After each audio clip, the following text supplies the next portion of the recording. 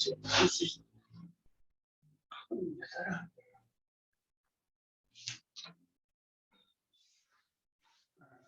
Ya.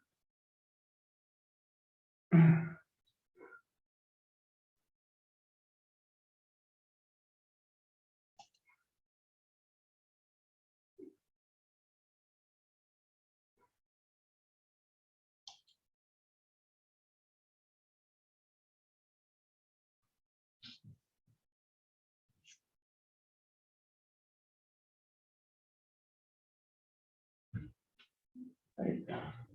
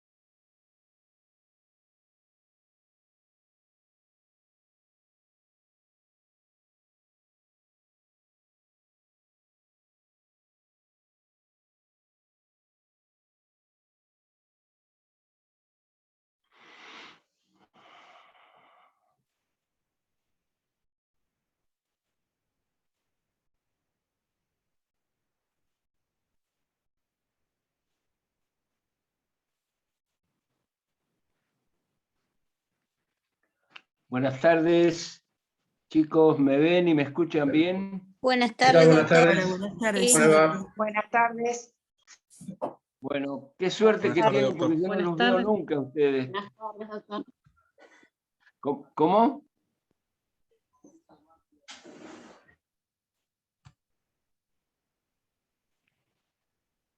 Reitero, ¿me ven y me escuchan bien, chicos?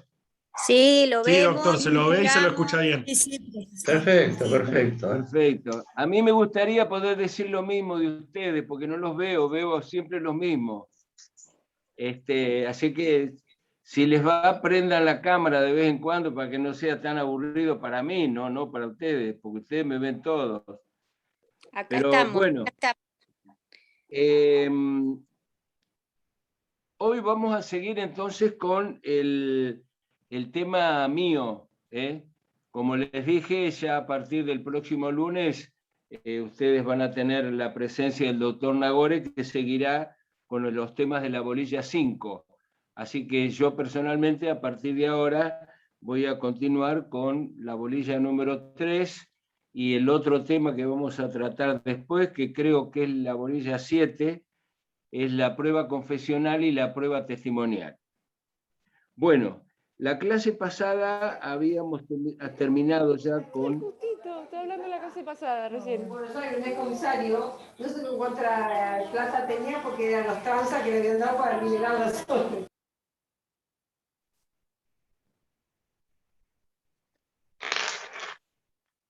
¿Sigo? Porque escuché una multitud ahí. Bueno, sigo entonces. Les decía que vamos a seguir con la bolilla 3. Yo terminé con el punto de beneficio de litigar sin gastos. Supongo que no habrá quedado ninguna duda, pero si quedó alguna duda no tienen más que preguntar y sacarse la duda. Siempre prefiero, y no tengan vergüenza, prefiero sacarse la duda en el curso de estas clases y no plantear las dudas en el momento del parcial, cuando ya no deja de ser una duda para transformarse en un no sé. Entonces me parece mejor plantear las dudas a medida que se van produciendo. Bueno, yo les Doctor, había explicado, sí. No es una duda, simplemente es comentarle que yo en el programa que está en el campus, la bolilla 3 tiene 4 puntos.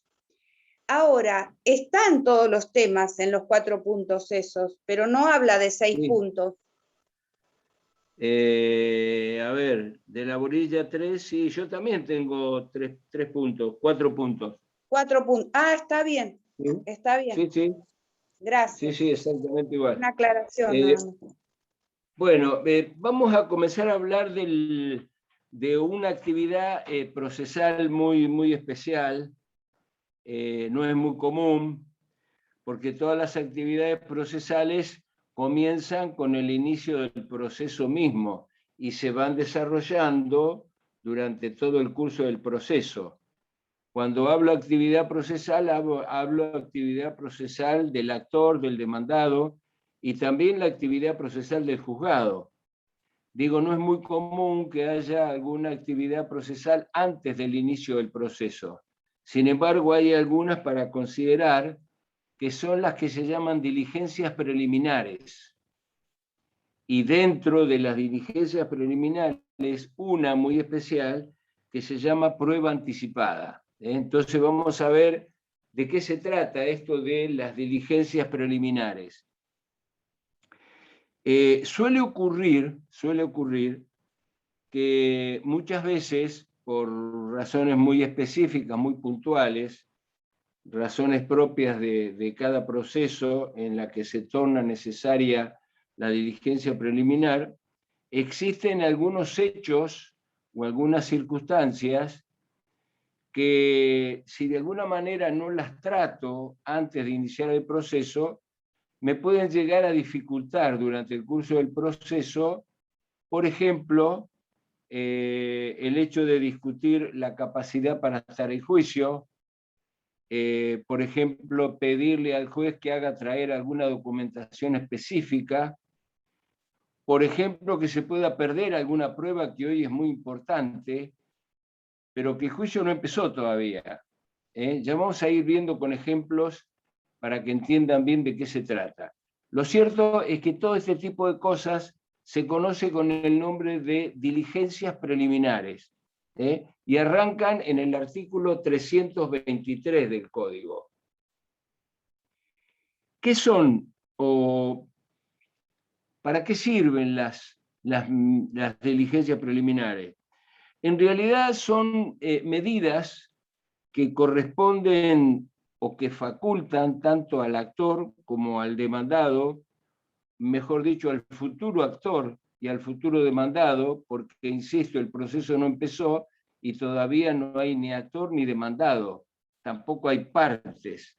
Entonces son medidas que permiten diligenciar con carácter previo a la interposición de la demanda algunas cuestiones, alguna actividad procesal que en definitiva va a determinar una economía procesal y garantizar algunas de las facultades o de las oportunidades que tienen ambas partes, por ejemplo, la de la producción de prueba, por ejemplo, también el hecho de alegar correcta y concretamente los hechos sin ningún tipo de dificultad.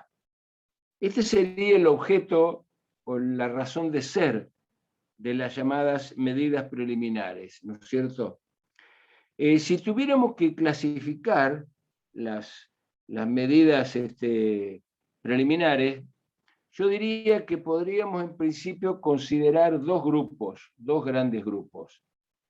Y esos dos grandes grupos atendiendo a cuál es la finalidad de llevar adelante esas medidas preliminares, o cuál es el objeto o el objetivo, la finalidad que ambas partes pueden y hacen uso de esas medidas preliminares. Podemos hablar, por un lado, de lo que se llamarían las medidas preparatorias, medidas o diligencias preliminares de carácter preparatorio. En realidad, este tipo de actividad procesal como diligencia preliminar, lo que permite es asegurar a las partes poder plantear en el curso del proceso alegaciones de forma mucho más eficaz, y persiguen también de alguna manera determinar la legitimación procesal de quienes van a intervenir en el proceso, sea como actor o sea como demandado. Hay un artículo, que creo que es el artículo 326, que enumera puntualmente cuáles son este tipo de diligencias. Sí, el artículo 323 y el artículo 326 también. Pero el artículo 326 se refiere a la prueba anticipada. Y hay otro grupo de medidas preliminares que, así como las otras tratan, de acuerdo a su nombre, como preparatorias, tratan de ir preparando el proceso, este otro grupo corresponde a las diligencias preliminares de orden conservatorio. Y también acá, como su nombre le indica, lo que tratan es de preservar, de conservar algunos elementos y algunas cosas que en el curso del proceso pueden llegar a desaparecer o pueden llegar a ser muy difíciles de probar. En tanto, antes del proceso se pueden producir o se pueden demostrar o se pueden probar de alguna forma. Por eso decimos que estas medidas o estas diligencias preliminares conservatorias en realidad tienden a evitar que desaparezcan o se deterioren todos aquellos elementos probatorios durante el curso del proceso o antes, sino que lo que tratamos es que estos elementos probatorios pueden quedar adquiridos antes del proceso y antes de que se produzca este riesgo de modificación o desaparición, concretamente, que de alguna manera va a perder o lo va a perjudicar al actor porque van a ir perdiendo significación y van a ir perdiendo característica de prueba durante el curso del proceso. Y esto evidentemente es en deterioro del actor. A veces hay algunos elementos por allí que están en posesión de alguien en particular, alguien que va a ser demandado, y el simple transcurso del tiempo, o a veces no tan casualmente, pueden ser que estos elementos desaparezcan. Entonces lo que permite el código es que antes de empezar el proceso y antes de que cada uno de los integrantes puedan ser caracterizados como parte, llevar adelante esta actividad procesal que, como dije, se llaman diligencias preliminares, y que en principio podemos categorizarlas o agruparlas de dos formas: las preparatorias tendientes a preparar el proceso y las conservatorias tendientes a conservar elementos de juicio o elementos probatorios que pueden correr el riesgo de desaparecer y no contar con ellos en el momento del proceso o en el curso del proceso. Esto sería el intento de una definición de qué significa esto de las diligencias preliminares. Profesor, una consulta. Sí. Estas medidas preliminares se hacen antes de la notificación de la demanda. Se hace antes de la interposición de la demanda. Todavía no existe ningún proceso iniciado. No hay ninguna demanda todavía. Ah, todavía no hay demanda. Ok. No hay demanda, por eso dije que es un poco, suena un poco raro, pero precisamente la finalidad y la posibilidad de poder llevar adelante estas diligencias preliminares, como dije, es evitar que desaparezcan algunas cosas o tratar de ganar tiempo probando la legitimación o la capacidad procesal para estar en juicio de alguna de las partes. Si nosotros leemos el artículo 323, vamos a ver que ese artículo es muy claro. Dice, quienes tengan la intención de demandar o proyecten demandar, o bien aquellos que con fundamento entiendan que pueden llegar a ser demandados, van a poder desarrollar alguna de estas medidas preliminares, y después el mismo artículo enumera 9 o 10 incisos con la interpretación de cada una de estas diligencias preliminares. Pero lo que quiero que les quede claro es que esto no está reservado ni para el actor ni para el demandado específicamente. Está reservado y faculta a quienes tengan proyectado demandar y a aquellos otros que con fundamento piensen y puedan demostrarle al juez que pueden llegar a ser demandados. Porque acá, como dije, chicos, no hay partes todavía. Simplemente hay dos sujetos, uno que proyecta la promoción de una demanda y el inicio de un proceso, y otro que supone con fundamento que va a ser el demandado en ese proceso.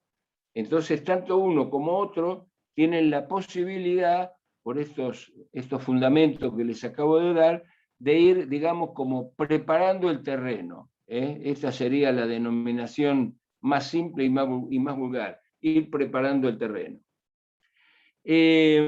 Ahora, cuando veamos algunos de ellos, los van a entender bien. Por ejemplo, una diligencia preliminar de orden preparatorio podría ser que yo cite, siempre judicialmente, ¿no? Cite por cédula a aquella persona que es propietario, por ejemplo, de un edificio que está en ruinas y que es evidente de que va a terminar causando un daño a los inmuebles vecinos. Otro caso típico, por ejemplo, es que yo trate de identificar al propietario de un animal que causó un daño a otra persona. Este tipo de cosas es muy probable que desaparezcan en el curso del proceso, con lo cual a mí como autor se me va a hacer un poco engorroso demostrarlo.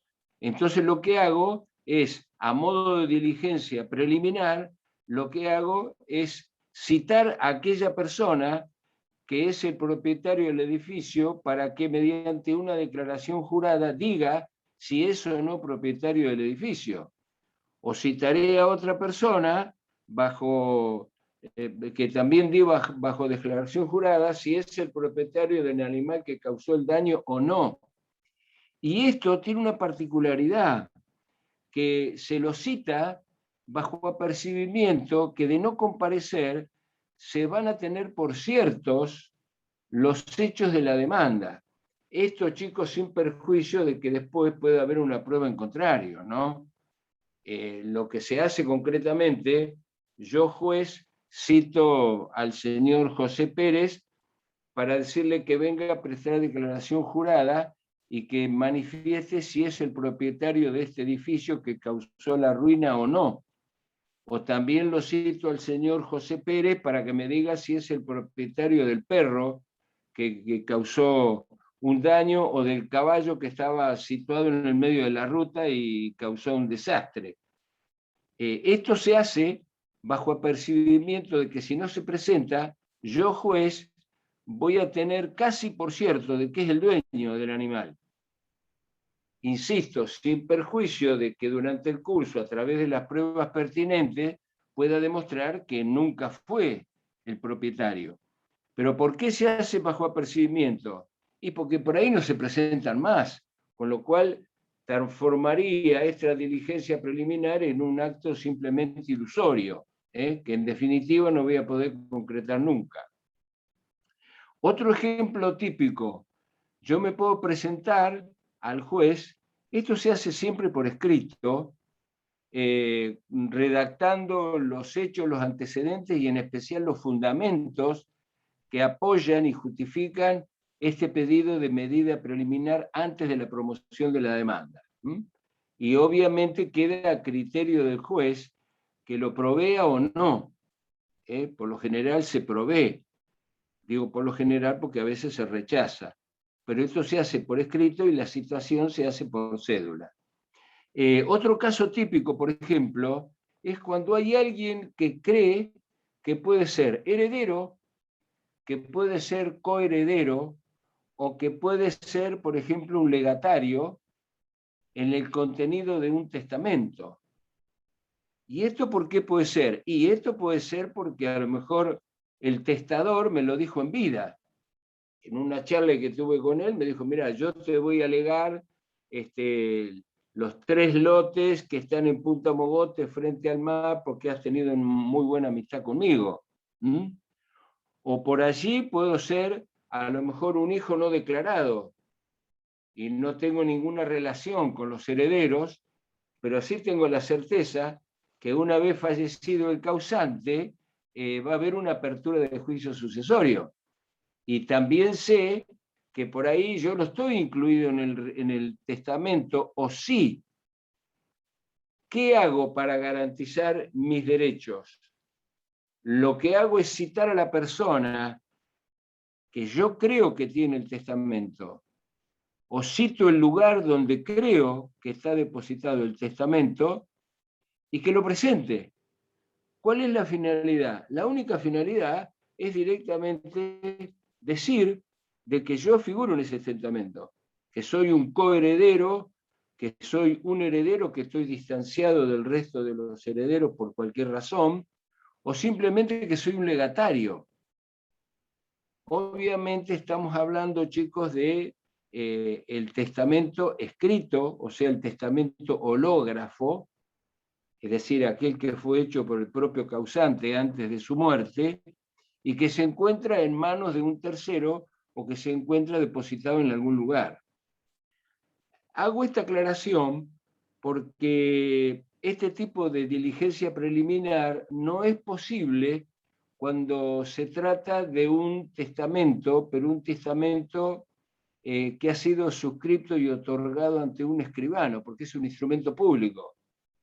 Y al ser un instrumento público, nada impide que cuando comience el proceso yo pida un testimonio, o que antes me presente yo y le pida un testimonio al escribano, sin necesidad de citar a nadie en particular. Otro caso típico es, por ejemplo, cuando yo le pido al juez que cite a fulano de tal para que exhiba su título de dominio. ¿De qué? De cualquier cosa respecto de la cual hoy tengo un juicio por garantía de evicción, que ya se los expliqué en la clase pasada. Yo compré algo, lo vendí, y resulta que la persona a quien yo se lo vendí, hoy me está haciendo un juicio por garantía de evicción. Porque de pronto me dice, mirá, los techos de estas casas están en ruinas prácticamente, el piso se está levantando, hay caños rotos y ahora tengo humedad por todos lados, cosa que yo desconocía, porque en el momento que la compré no estaba. Entonces yo necesito de alguna manera citar al propietario anterior a quien yo le compré para garantizarme de que se va a presentar en el juicio a prestar la garantía de evicción, que era la garantía de los vicios ocultos. Entonces, ¿qué puedo hacer? Como diligencia preliminar, lo que sí puedo hacer es pedirle al juez que lo cite y que lo que traiga es exhiba el título de dominio, para estar en la certeza de que el titular inmediato anterior de esa propiedad, antes de mí, fue este señor. También se puede dar el caso, ustedes se acuerdan que cuando nosotros vimos las excepciones, como una de las excepciones habíamos previsto también, habíamos analizado también, una que se denominaba falta de capacidad para estar en juicio.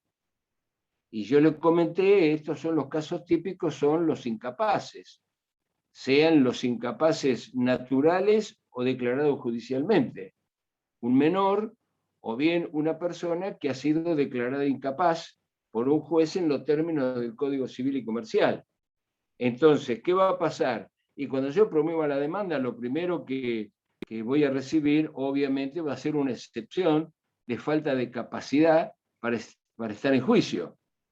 Entonces, ¿qué puedo hacer? Como medida preliminar, una de las cosas que puedo hacer es pedirle al juez que cite al incapaz y que además cite a quien él considere conveniente, que puede ser un hermano, puede ser un primo, puede ser un amigo, de acuerdo al grado de parentesco o de acercamiento, el juez lo que va a hacer lo va a nombrar tutor, o en su caso lo nombrará curador. Si es un menor será un tutor, si es un incapaz será un curador. Pero en definitiva, con esta actitud de la diligencia preliminar, adelanto el juicio, obtengo una economía procesal y fundamentalmente evito una excepción, y el trámite de la excepción y la contestación y la resolución y la prueba y demás. Lo hago precisamente solicitando al juez que a este menor o a este incapaz le designe judicialmente un tutor o un curador. Otro caso típico es el caso de rendición de cuentas. Ustedes todavía no lo han visto, pero muchas veces se da el caso, es muy común esto, se da el caso de una persona que tiene bienes y que, bien por no estar permanentemente o porque le resulta más cómodo, nombra un administrador. Y ustedes saben que el administrador tiene la obligación de rendir cuentas.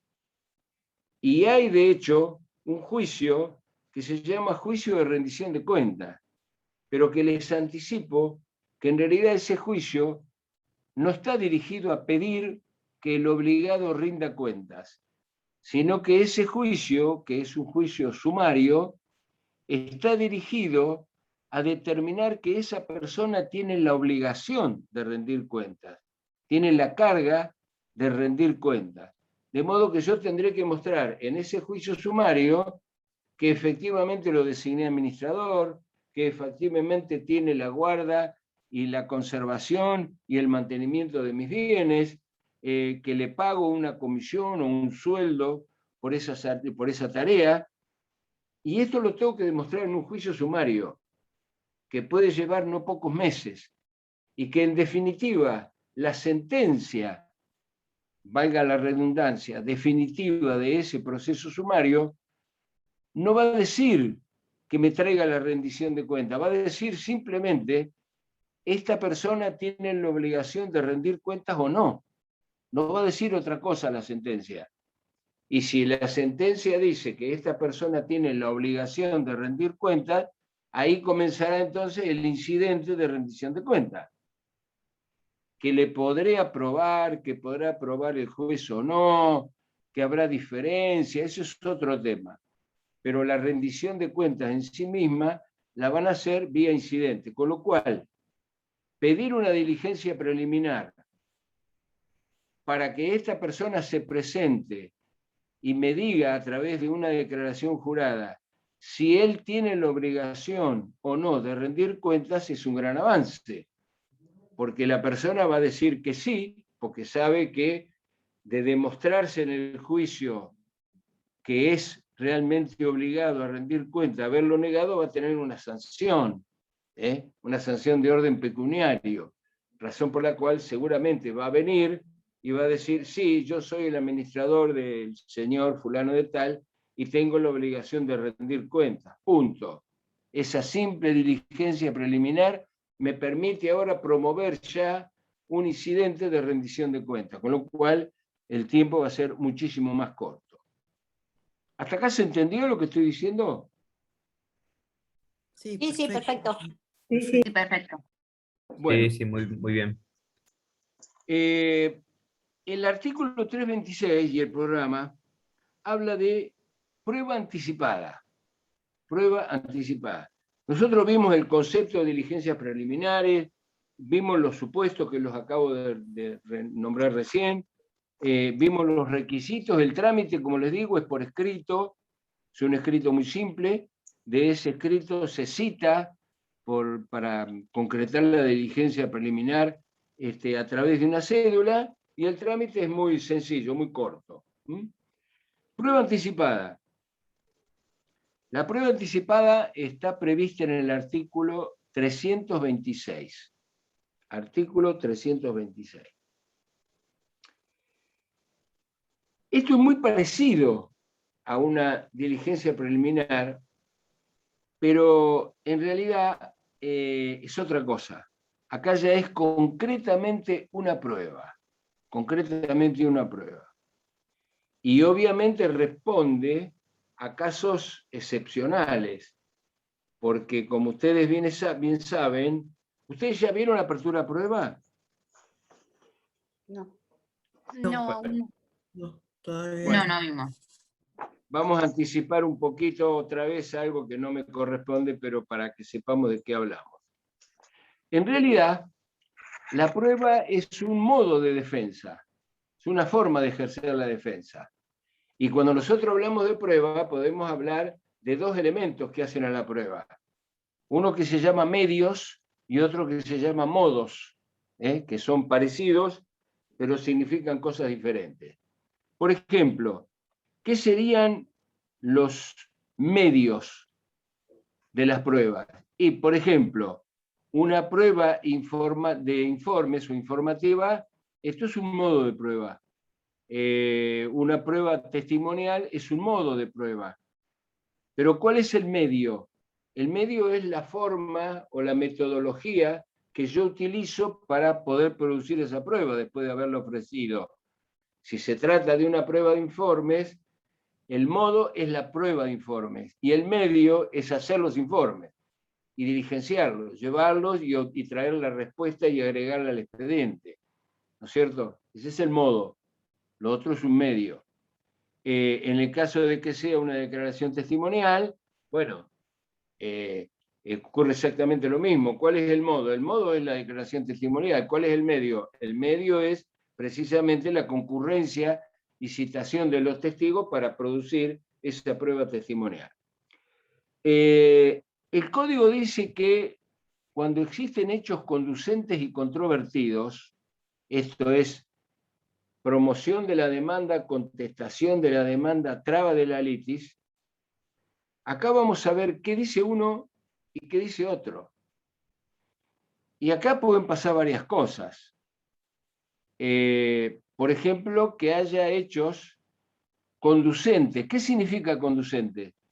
Conducentes significan que los hechos relatados por el actor como por el demandado conducen a la resolución final de la cuestión, al tratamiento y resolución de la cuestión de fondo. Por eso se llaman conducentes, si no serían hechos inconducentes. Un ejemplo típico, si yo estoy hablando de un daños y perjuicios, porque un camión tiró la pared de mi casa, y bueno, un hecho conducente sería describir cómo vino el camión, qué hora era, si era de noche, si era de día, cómo estaba el asfalto, quién lo conducía. Esos son hechos conducentes. Ahora, si yo digo que la persona que conducía el camión es soltero, es casado, está en pareja, es morocho, es rubio, eso no tiene nada que ver, porque no hace a la cuestión de fondo. Sería un hecho inconducente. Y también los hechos pueden ser hechos que son coincidentes o que son controvertidos. Los hechos coincidentes es cuando yo digo, señor juez, el día viernes a las 10 de la mañana, este camión rojo conducido por Federico García se salió del carril y volteó la pared en mi casa. Bueno, vamos a ver qué contestan. Si el que contesta dice, sí, efectivamente, yo soy fulano de tal, venía manejando el camión rojo, eran las 10 de la mañana, intempestivamente y por la razón que sea, me salí del carril, me fui contra la propiedad del señor y le volteé la pared. ¿Estos son hechos conducentes? Sí. ¿Y qué además que son? Son hechos coincidentes, porque los dos estamos diciendo exactamente lo mismo. Con lo cual, diría yo que no tiene mucho sentido abrirlo a prueba esto. Porque ¿qué vamos a probar? Hechos coincidentes, vamos a probar que los dos estamos diciendo lo mismo. No tiene sentido esto. En estos casos lo que suele ocurrir es que el juez declara la cuestión como de puro derecho. No se abre a prueba. Lo que hace el juez es decir a quién le asiste el derecho. Por eso se llama declarar la cuestión como de puro derecho. Esto es anecdótico, lo estoy explicando para que se entienda a dónde vamos ahora. Entonces, cuando existen lo que se llaman hechos conducentes y controvertidos, donde a mí la persona me contesta la demanda y me dice, sí, yo soy fulano de tal, yo tengo un camión rojo, pero nunca fui por esta calle, mucho menos ese día a las 10 de la mañana, pues yo estaba en Balcarce, y consecuentemente no soy quien le volteó la pared al señor. Estos son hechos controvertidos. Cuando existen hechos controvertidos, donde el actor dice una cosa y el demandado dice otra que se contrapone, es necesario entonces ordenar la apertura a prueba de la causa. La prueba, según el tipo de proceso de que se trate, tiene dos momentos procesales diferentes para ofrecerla. La documental se acompaña siempre con la demanda, en el proceso sumario y en el ordinario, y en el sumarísimo también. Sin embargo, en el proceso sumario, la prueba, de la que voy a intentar valerme, se ofrece con la demanda. Mientras que en el proceso ordinario, la prueba se ofrece dentro de los primeros 10 días de quedar firme el auto de apertura a prueba. Y esto puede ocurrir pasados 3 meses, 4 meses, 5 meses. Depende del trabajo que tenga el juzgado, si estamos o no en pandemia y las ganas que tenga que trabajar la gente del juzgado. Pero lo cierto es que pasan meses. Entonces, les voy a dar un ejemplo. Cualquiera de ustedes va caminando, sale de la facultad en horario nocturno, camino para su casa, una calle que no está muy iluminada, van con un amigo, y cuando miran para el costado el amigo desapareció. Y escuchan que dice, estoy acá. Se cayó adentro de un pozo que estaba en la vereda, y quien hizo el pozo no lo tapó. Y entonces el amigo quedó adentro del pozo y se fracturó la pierna. Esto es un caso típico, puede ocurrir muy a menudo esto. Imagínense ustedes cuál va a ser la reacción del propietario de esa vivienda que tiene a su cargo el mantenimiento de la vereda en buenas condiciones, que tiene la responsabilidad de haber tapado ese pozo mientras estaban trabajando, y no lo hace. Cuando se entera que apareció una ambulancia, se llevó a este joven al hospital, lo primero que va a hacer es tapar el pozo, obviamente. De modo entonces, y tapar el pozo y volver a poner las mismas baldosas que saqué, me puede llevar un par de días. Con lo cual, en el momento que yo puedo ofrecer la prueba, ¿qué voy a ofrecer? Y voy a decir, quiero una inspección ocular para que venga el señor juez y el secretario y verifiquen que en esta calle, en este número, hay un pozo, y ese pozo fue donde yo me caí y sufrí estos daños. No lo voy a poder hacer. No lo voy a poder hacer porque seguramente, si pasaron 4 meses, hace 3 meses y 20 días que ese pozo está tapado, que las baldosas están puestas, con lo cual yo pierdo una prueba que es un poco el ABC de la cosa. Otro caso típico también puede ser que yo necesite imperiosamente, en calidad de principal testigo, la declaración de una persona. Y esa persona puede ser que sea una persona de muy avanzada edad, y yo diga en realidad, cuando llegue el momento en que puedo ofrecer a esta persona como testigo, me van a señalar una audiencia, van a pasar otros varios meses más, y seguramente esta persona no va a existir más. Puede ser también que el testigo esté enfermo, esté muy enfermo, y que yo piense, bueno, si no tengo mucha suerte, esta persona tampoco va a estar cuando llegue el momento de prestar declaración testimonial. O también puede ser que diga, este testigo tan importante, en 20 días se va a vivir al extranjero porque así lo tiene previsto. Lo cierto es que pierdo esa prueba, absolutamente. Y esa prueba es una prueba definitoria, o al menos muy importante, para la causa que yo voy a promover. ¿Qué puedo hacer? Puedo hacer uso de este artículo 326, que me permite ofrecer y producir una prueba anticipada antes de la promoción de la demanda. Fíjense que los puntos que están previstos en este artículo, uno es declaración de testigo de avanzada edad o una persona muy enferma o que se va a ausentar del país. Ahí tenemos el caso típico. El otro caso es el que yo le dije de la vereda, porque dice reconocimiento judicial, para conservar el estado de una cosa, o la calidad de esa cosa, o de un lugar. Caso de la vereda que acabo de decir. Otro caso típico es, por ejemplo, que tenga que determinar algún daño que haya acá, un escape de gas, por ejemplo. Y eso me ha producido un daño. Bueno, necesito la concurrencia de un perito que venga y que efectivamente a través de un dictamen diga, señor juez, sí, efectivamente acá hay una pérdida muy grande que he procedido a solucionar. Estos son los casos que están previstos en el artículo 326 como prueba anticipada y sirve para estos ejemplos, entre otros, que les acabo de mencionar recién. Esto se hace por razones de urgencia o también se hace en honor a las facultades que el Código de Procedimiento le da al juez.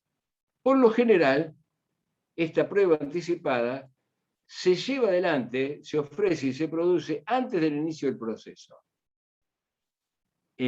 Obviamente que le vamos a dar también la facultad al futuro demandado para que pueda fiscalizar la prueba. Si el demandado no se encontrara en el país o no pudiera concurrir, lo hará un defensor oficial en su reemplazo. Pero este tipo de prueba anticipada también la puedo pedir apenas promovida la demanda, porque como les dije hace un rato, lo normal, lo procesalmente aceptable, es que yo promueva la demanda, el juez va a ordenar una mediación previa, le va a correr traslado de la demanda al demandado si no hubo arreglo en la mediación, el demandado va a contestar, se va a producir este fenómeno que ya dijimos, traba de la litis, de determinación del objeto procesal, y luego, en el periodo o en el momento procesal oportuno, se ofrecerá la prueba, se abrirá el juicio de prueba y comenzaremos a producirla. Esto lleva meses. Entonces, aunque haya iniciado el proceso ya, la prueba anticipada también la puedo pedir. Por lo general, la prueba anticipada se pide antes, pero también lo puedo pedir apenas iniciado el proceso, aunque no sea el momento procesal oportuno. Para eso tendré que invocar y demostrar las razones de urgencia que me llevan a pedir que se me permita producir anticipadamente esa prueba importante. Pero también esto lo puede resolver el juez. Ustedes saben que el artículo 36, creo, inciso segundo del Código de Procedimiento, habla, entre otras facultades del juez, la de poder ordenar este tipo de pruebas, atendiendo al derecho de defensa de las partes y al esclarecimiento de la verdad. De modo que esto puede ser a pedido de parte o puede ser ordenado de oficio por un juez. Pregunta de rigor. ¿Hasta acá se entendió? Sí, perfecto. Sí, perfecto. Sí, doctor. Explica muy bien, doctor. Muy bien, doctor. Eso le Claro. iba a decir, qué clarito que es explicando. Explica muy bien, sí. Bueno, me alegro. No, ustedes son muy inteligentes. Bueno, hay un punto final acá que dice cuestiones prejudiciales. Probablemente ustedes ya han visto o han oído hablar de esto. Esto lo que trata es cómo nos manejamos cuando una determinada cuestión necesariamente la tenemos que tramitar, tenemos que ventilarla en el proceso civil y en sede penal también. Hay muchísimos casos, así como hay casos donde exclusivamente interviene la justicia penal, no sé, el caso de un robo, por ejemplo, un secuestro, eso es del ámbito penal. También, por ejemplo, el incumplimiento de un contrato, esto es una cuestión esencialmente civil. Pero existen algunas cosas que necesariamente trae aparejada la concurrencia de ambos fueros. El fuero civil por un lado y el fuero penal por otro. Y esto es lo que quiero que tengan en claro. Supongamos, un caso típico, ¿sabes cuál es? Por ejemplo, una persona es atropellada por un automóvil. Y resulta que ese automóvil pasó el semáforo en rojo y dobló en contramano. Y la persona que lo manejaba no tenía registro para conducir. Esto evidentemente es de índole penal. Absolutamente. Esa persona puede ser que haya sufrido un daño o puede ser que haya fallecido como consecuencia del accidente. Y entonces nos encontramos frente a lo que sería un homicidio culposo o un homicidio doloso, depende. Pero lo cierto es que interviene la justicia penal. Pero también tiene que intervenir la justicia civil, porque acá se ha ocasionado un daño, y civilmente hay que reparar ese daño. Y hay que indemnizar por ese daño. Si la persona es una persona que estuvo inmovilizada durante 6 meses, podrá reclamar daño moral, lucro cesante, daño emergente, una serie de cosas. Si esa persona falleció, sus herederos, sus derechohabientes, también tendrán el derecho a reclamar una indemnización reparatoria, una serie de elementos y de conceptos que hacen al daño, daño moral, daño material, etcétera, etcétera. Ustedes saben que la función que tiene el derecho, sobre todo el derecho civil, o por lo menos el objetivo que persigue, es retrotraer las cosas al estado anterior al hecho dañoso. Es decir, si a mí me voltearon una pared, lo que me tienen que hacer es reponer la pared. ¿Y cómo? Bueno, si es una pared de ladrillo visto, me harán una pared de ladrillo visto. Si era una parecita que estaba más o menos, me tendrían que hacer una parecita más o menos.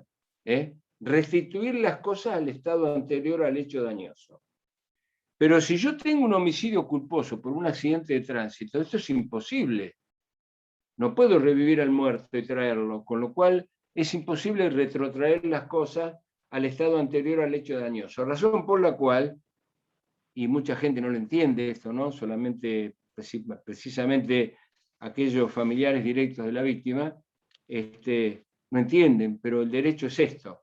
Entonces, si no te puedo dar a la persona, entonces lo que te voy a dar es una indemnización, una reparación de índole económica. Acá entonces tenemos un caso típico donde intervienen los dos fueros, el fuero penal y el fuero civil. Entonces lo que vamos a ver ahora es vamos a analizar un poquito los artículos del Código Civil y Comercial, como dice el programa, del artículo 1774 a 1780. Esto después repásenlo ustedes, pero les voy a dar la idea de qué se trata esto. Fíjense, el artículo 1774 dice: la acción civil y la acción penal resultantes del mismo hecho pueden ser ejercidas independientemente. Puedo actuar en el fuero penal, puedo actuar en el fuero civil, independientemente una de otra. En los casos en que el hecho dañoso configure al mismo tiempo un delito criminal, la acción civil puede interponerse entre los jueces penales. A ver, vamos a pasar esto en limpio. Es el caso típico. Acá tengo la comisión de un delito, pero además surge también la obligación de reparar civilmente. ¿Yo tengo necesidad de ir al fuero penal y al fuero civil? No, puedo hacer las dos acciones en el fuero penal. Tiene preponderancia el fuero penal. Por lo tanto, persigo la acción penal para que haya una sanción de orden penal, porque acá estamos ante la comisión de un delito, y también pretendo un resarcimiento pecuniario por los daños. ¿Se puede hacer? Sí. ¿Lo aconsejo? No. Y les voy a decir por qué. Porque los jueces penales saben mucho de penal. Absolutamente. Y ellos podrán definir, a través del proceso penal, qué pasó, cuál fue la responsabilidad, cuál es la medida de la responsabilidad, cuál es la autoría, y en consecuencia podrá imponer una pena, pero en el orden penal, por el delito. Ahora, cuando hablamos de indemnización, y no tienen la menor idea de nada, pero esto no es porque no sepan, es porque no es su especialidad, son jueces penales.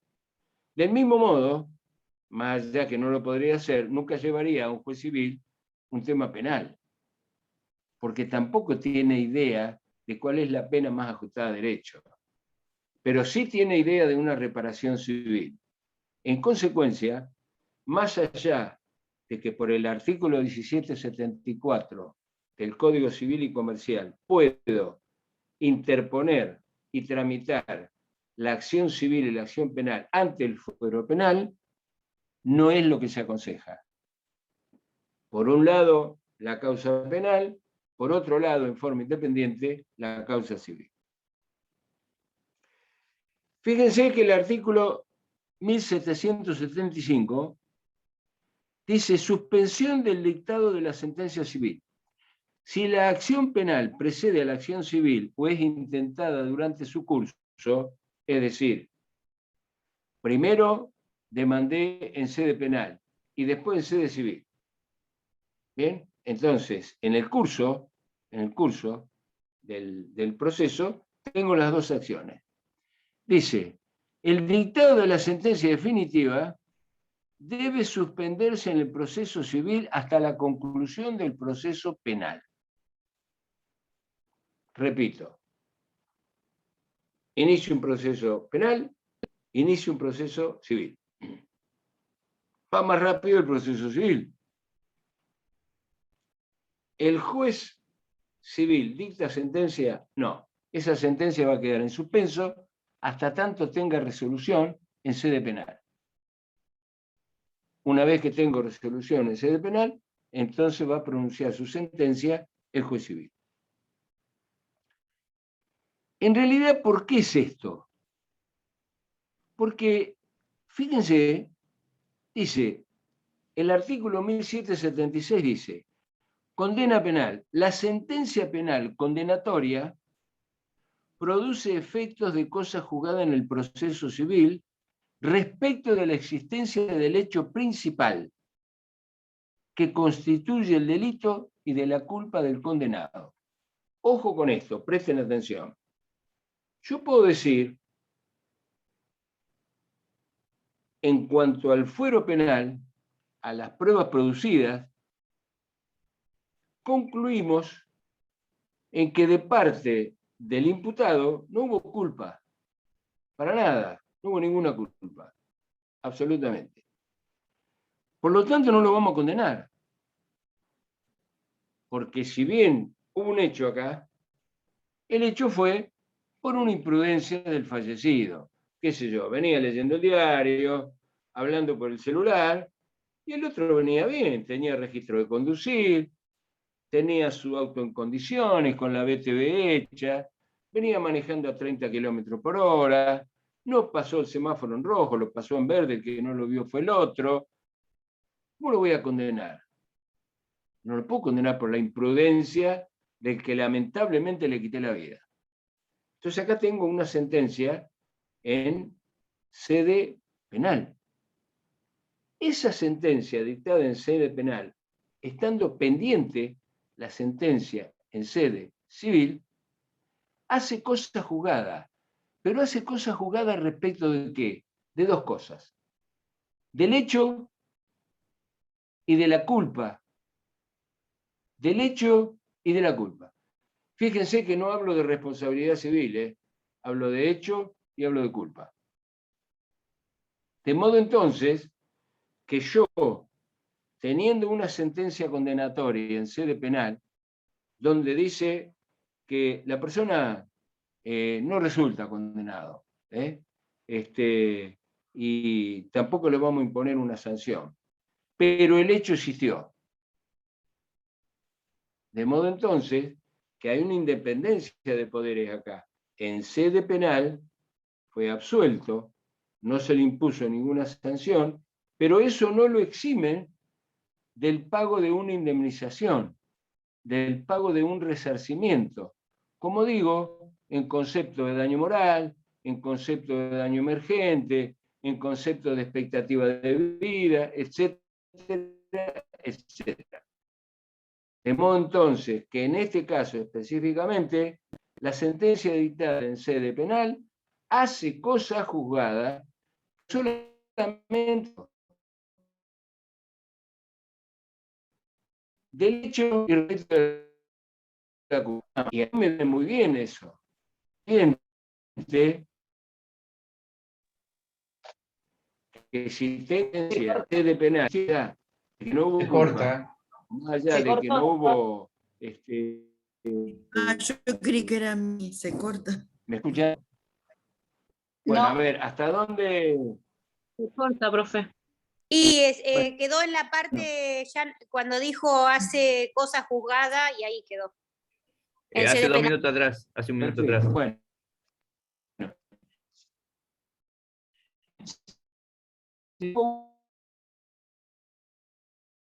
Una sentencia Sigue cortado. Se sigue cortando, sí. una sentencia dice que existió. ¿Me escuchan ahora? ¿Me escuchan? Ahí sí. Ahora sí.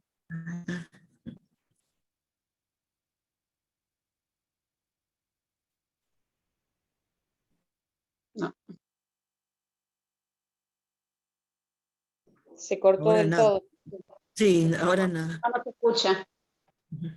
No, creo que se fue, se desconectó.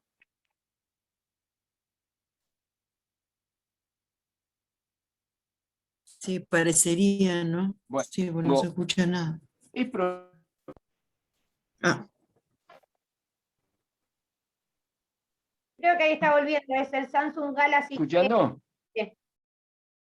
Ahora Yo los sí, escucho doctor. muy cortado a ustedes también. Recién ahora. Ahora sí. ¿Ahora me escuchan?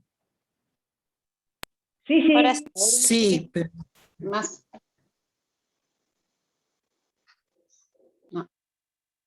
Es como que nos Escucha, pero entrecortamos está todos. como Se le corta el congelado, profe. internet al doctor, se le corta el internet. sí. Ahora está cortado totalmente. Sí, está cortado.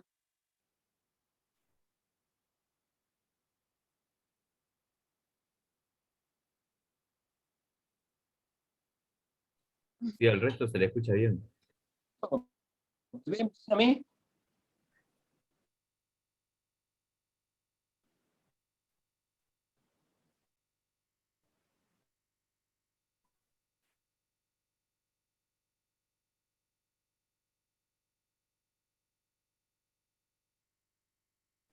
Conectarnos de nuevo, a ver si.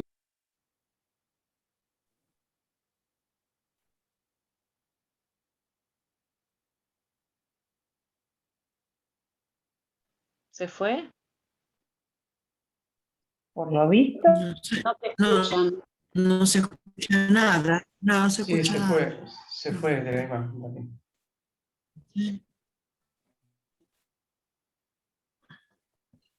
Que pruebe apagando la cámara.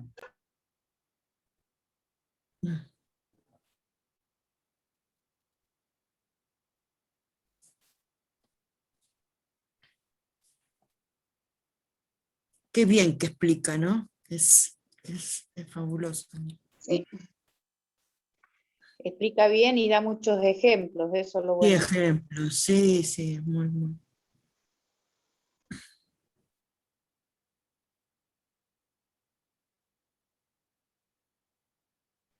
¿Alguien sabe algo del examen?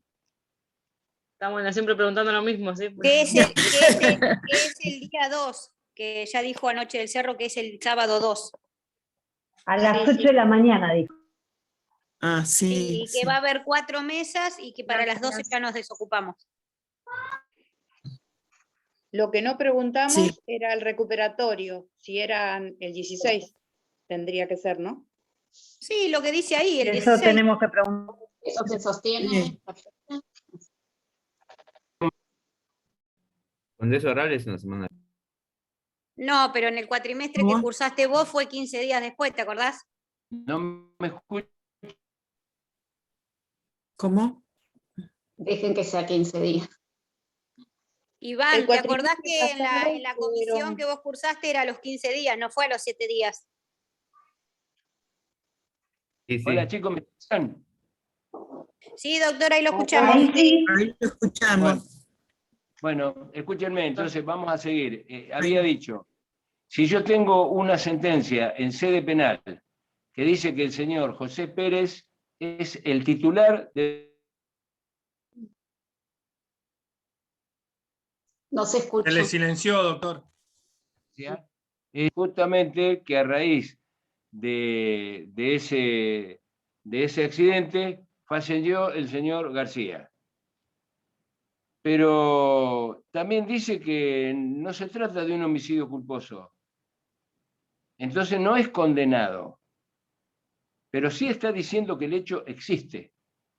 Con lo cual entonces, en sede civil, donde yo tengo el proceso suspendido, sin dictar sentencia, va a ser cosa juzgada en sede penal. La sentencia dictada en sede penal va a ser cosa juzgada en sede civil. Me sirve, por ejemplo, porque ya no vamos a discutir a ver cuál fue el vehículo embistente. Está en una sentencia penal. No vamos a discutir quién conducía el vehículo. Tampoco vamos a conducir que el señor falleció a consecuencia del golpe. Quiere decir que esto me sirve porque evidentemente hay una responsabilidad civil, pero no existe una responsabilidad penal. Pero puede ocurrir lo contrario. Puede ocurrir que tenga una sentencia en sede penal donde el juez dice que en realidad no se comprobó que el auto fuera el señor García, no se comprobó que ese auto hubiera embestido al fallecido y tampoco se comprobó que hubiera existido el hecho. En ese caso, la sentencia penal hace cosas jugadas sobre el proceso civil que finaliza inmediatamente, a diferencia del ejemplo anterior que vimos. ¿Y por qué finaliza? Y finaliza porque un juez penal dice este hecho no existió. El juez penal dice el señor José García nunca pasaba por ese lugar y no es el titular de ese auto. Y en realidad tampoco se comprobó que el supuesto fallecido haya fallecido. Entonces, si tengo una sentencia en sede penal que niega el hecho, que niega la culpa y que niega el deceso, eso también hace cosa jugada en la sentencia de sede civil. Si no, estaríamos en un escándalo jurídico, porque habría un juez civil que está condenando a alguien que no resulta ser el legitimado pasivo y lo está condenando por un hecho que realmente no existió y en virtud de un deceso que tampoco existió. ¿Se entiende eso? Sí, sí, perfecto. Bueno, esto entonces es lo que se llama cuestiones prejudiciales, que es el último punto, Profe, es el punto, la unidad número 3. entró, profesor, del 1774 el Código Civil hasta el 1780, todo esto es cuestiones prejudiciales. Sí, yo les hablé acá del 74, 75, 77, creo, que son los más importantes. Después tienen algunos incisos ahí que no son muy significativos, pero digo, ahora lean ustedes del Código Civil y Comercial, lean del artículo 1774 al 1780, que son 8 artículos. Pero lo que van a ver es esto que le acabo de decir. Bueno, terminamos entonces con la unidad número 3 y vamos a pasar a la unidad número 7. Unidad número 7. A mí se me dificulta un poco comenzar a hablar de la prueba confesional y la prueba testimonial cuando ustedes todavía ni siquiera vieron prueba, ¿no? Esto es como pretender enseñarles a manejar un helicóptero y no tienen ni idea de lo que es. Entonces, bueno, vamos a tratar de poner de mi parte el mayor de los esfuerzos y la mayor claridad para que lo tengan clarito esto. Bueno, como dije hace un rato, medios de prueba y modos de prueba. Cuando hablé de prueba, dije que la prueba es un modo del ejercicio de la defensa por parte del demandado. Y también es una forma de acreditar los hechos en procura de una sentencia favorable por parte del actor. Las dos partes tienen derecho a ofrecer prueba y una vez que está ofrecida, obviamente la carga va a de producirla, o en su caso de desistir de la prueba si ha dejado de interesarle. La prueba es una carga procesal, no es una, es decir, si lo hago o no lo hago. En realidad es una facultad que tengo, por eso digo que ejercito el derecho de defensa y por otro lado también estoy diciendo que el actor utiliza toda la prueba para acreditar sus hechos y tener una sentencia que le sea favorable. Dije que había modos de prueba y medios de prueba. Cuando dije medios de prueba, como la palabra lo dice, son los medios de los cuales yo me voy a valer para producir una prueba. Y el modo de prueba diría que es la forma en que voy a producir la prueba. Repito el ejemplo que di hace un rato. Un medio de prueba es la prueba de informe, o prueba informativa se llama. El modo de prueba, ¿cuál es? A través del pedido de informe. Si yo hablo de un medio de prueba, digo, el medio de prueba es la declaración testimonial. ¿Cuál es el modo? El modo es a través de la citación y declaración de los testigos.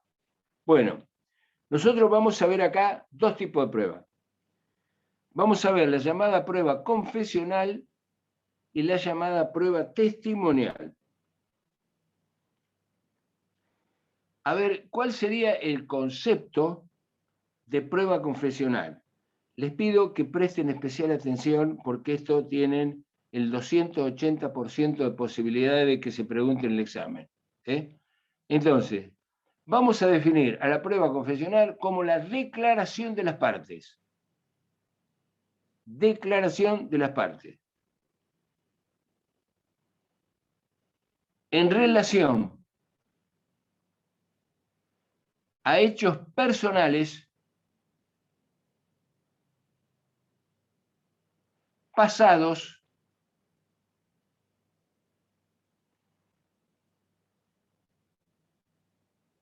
que conducen a la resolución de fondo del proceso. Tiene una característica, y esto apréndanselo de memoria, la característica que tiene esta prueba confeccional, a la que llamé declaración de parte, es que en esa prueba confesional, o esa prueba confesional, causa un perjuicio a quien declara y un beneficio a la contraria. Repito, característica típica de la prueba confesional es que causa un perjuicio a quien declara y un beneficio a la contraria. ¿Por qué, doctor, siempre es así eso? Y ahora cuando le explique acción de posición, diferencia con la admisión. ¿Cuál es la diferencia entre la admisión y la diferencia que hay con respecto a la confesión? En realidad, quien admite los hechos en un juicio es el demandado. El actor no va a admitir los hechos. El que admite los hechos alegados en su contra es el demandado. Entonces ahí hay admisión. Pero en la prueba confesional la hace el actor y el demandado. Las dos partes confiesan. En consecuencia, no es lo mismo que la admisión. Porque si hablamos de admisión, solamente el demandado puede admitir los hechos que le está invocando el actor. Entonces, no hay ninguna similitud entre lo que es admisión y entre lo que es prueba confesional. En realidad, acá el programa nos dice sujetos. Hay dos sujetos nada más. Los únicos sujetos que intervienen en la prueba confesional son el actor y el demandado.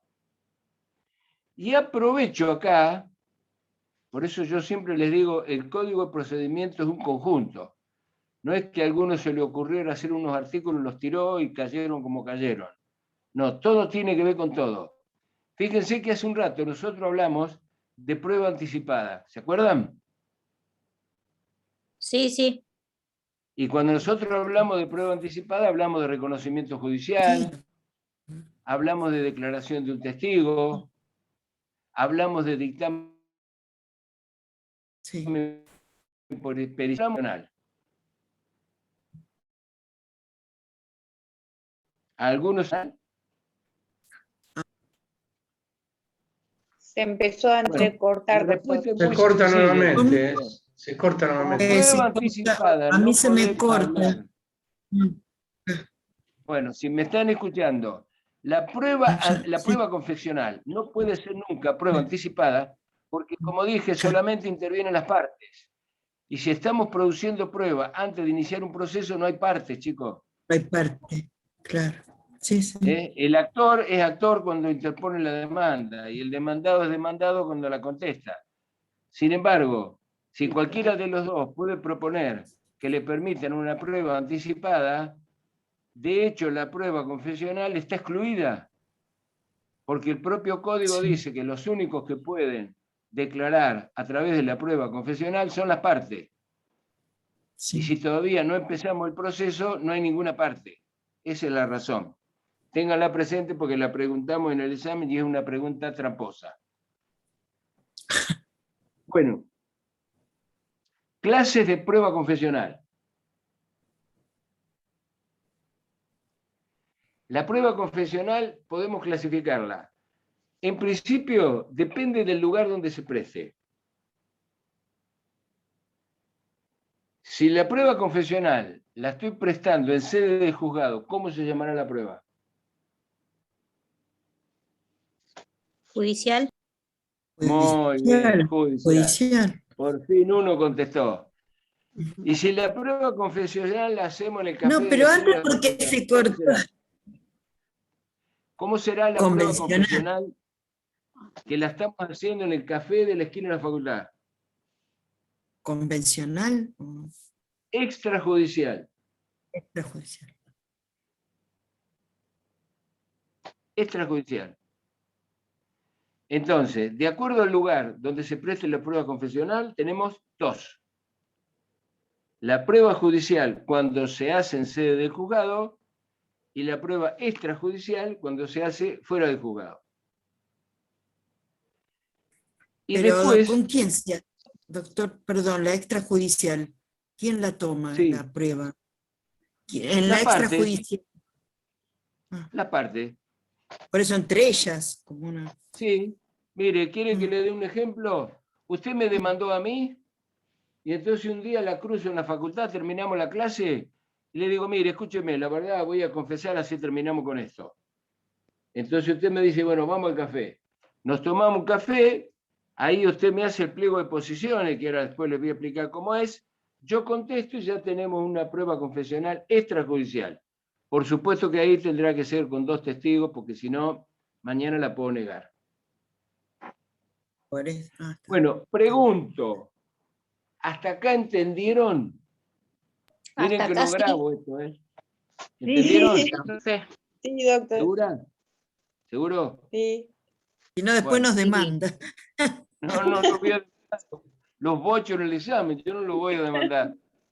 Entonces, como les dije, las preguntas háganlas ahora, porque en el examen los que preguntamos somos nosotros, pues. Y a veces cuando les hago una pregunta en el examen, y les digo, a ver, una prueba que se hace ante juez, una prueba judicial, ¿qué prueba es? Y entonces ustedes me dicen, puede ser una prueba judicial. Y les digo, no, yo pregunto, ustedes contestan. Así Claro. que si tienen que preguntar, pregunten ahora. Bueno, lo que vamos a ver después es cómo se hace, vamos a hablar del pliego de posiciones, vamos a ver cómo se hacen las posiciones, quién es el absolvente, quién es el ponente, así que lo vamos a dejar para la próxima clase, así agarramos el tema y lo tratamos en su totalidad. Si no quedó ninguna pregunta en el aire, entonces los invito a que piensen, a ver si tienen alguna pregunta y me la hagan el jueves. Y si no, bueno, les doy las gracias por estar presentes y nos vemos el próximo jueves. ¿De acuerdo? Sí, de acuerdo. nos Gracias, vemos. doctor. Muchas gracias, doctor. doctor. Buenas noches. Gracias. No, gracias a ustedes. Hasta el jueves. Gracias. Hasta luego.